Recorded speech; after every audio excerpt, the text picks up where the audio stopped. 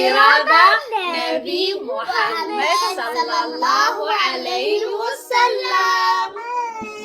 hooyooyinkii mu'miniinta ama xaasaskii nebi maxamed sala allahu calayhi wasalam magacyadooda ayaan baranaynaa maanta.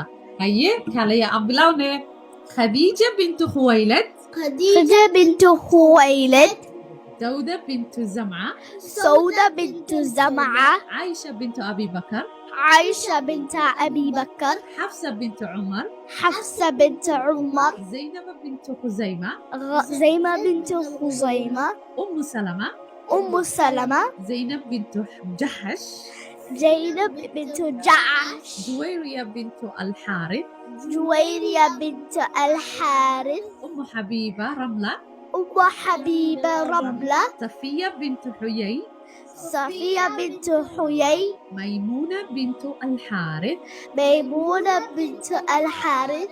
اللهم صل على سيدنا محمد وعلى آل محمد. iftiimi mustaqbalka ilmahaaga